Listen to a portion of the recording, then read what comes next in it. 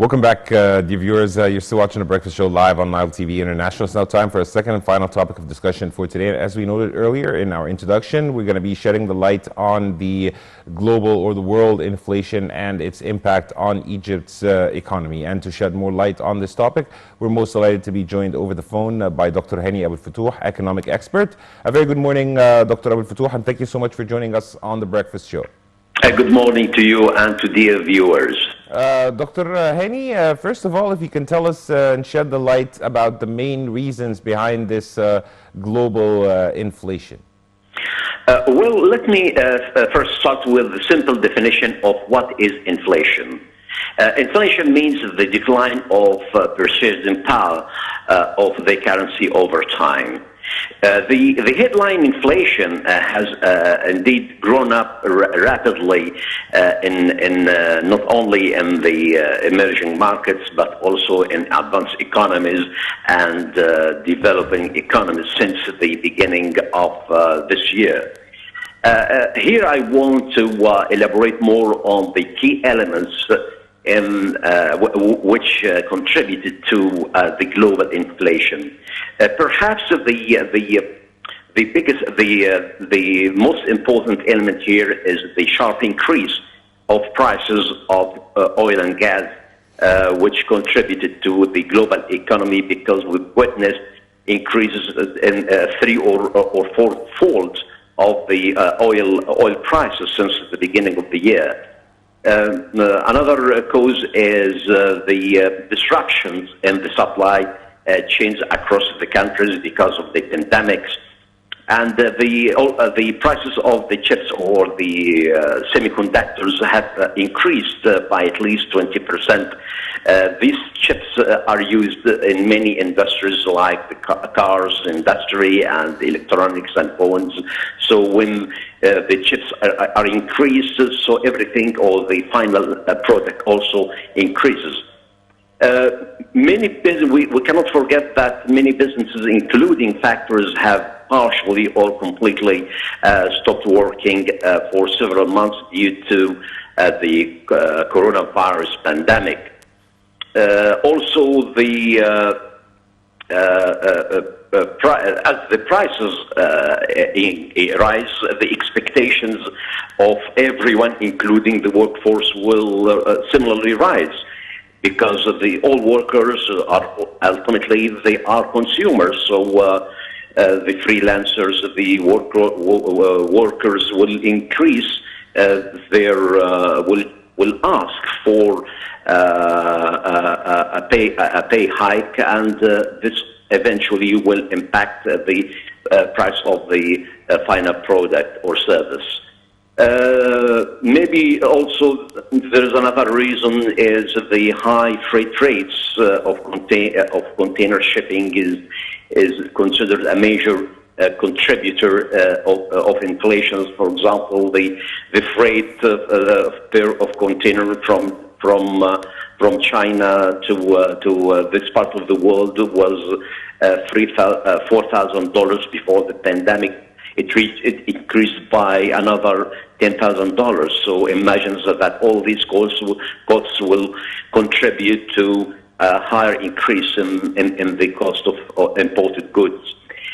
Finally, there has been a higher increase in the agricultural commodity prices worldwide, and we started to feel that increase of the imported goods that we import from abroad in the last 2 months, and that I would hope that this increase wouldn't stay long. Dr. Aboul Fotouh, also if you can shed the light on the impact of this global or world inflation on the Egyptian economy, if any. Of course, Egypt is part of the world. The inflation hit all countries in the world, and that means Egypt is no exception, because we are closely linked to global trade, whose costs have gone up this year. Many developing countries, including Egypt, rely heavily on imports of the basic commodities So we will definitely, at a point of time, will be affected by the global inflation. Dr. Hany, your expectations for the upcoming year? In fact, here I want to refer to a recent report released by the International Monetary Fund about the outlook of the world in year 2022. The IMF, in fact, projected the headline inflation in emerging markets and developing economies to jump to 6.8% by the end of this year, before declining to 4% in 2022, with risk tilted to the upside, to the upside over the medium term. In advanced economies, the report also expected inflation to reach a peak of 3.6% by the end of this year, before decreasing to 2% by mid next year. The report also expected a sharp rise in housing prices and long input supply shortages in both advanced economies and developing economies. Not only that, but food prices also, the food price pressures and currency depreciations will continue in some emerging and developing economies.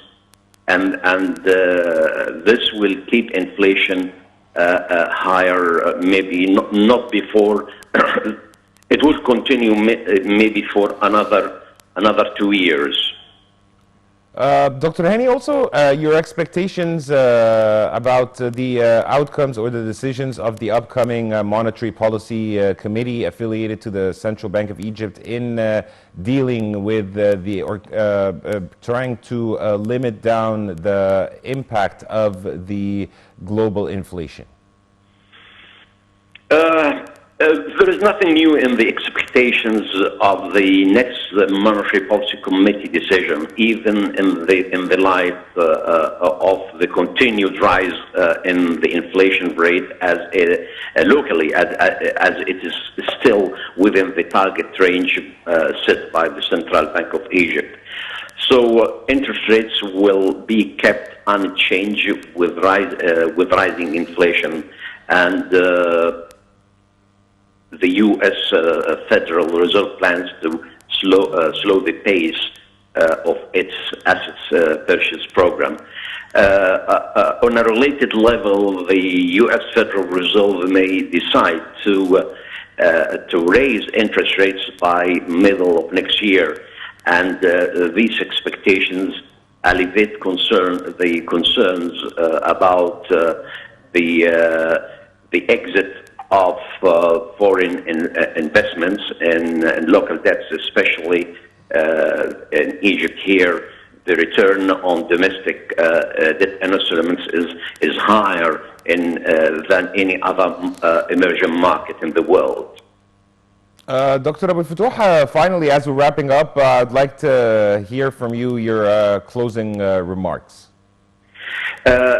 Well, I'm not so pessimistic about the future, but the situation is not. The worldwide economy is suffering, and we are part of the world.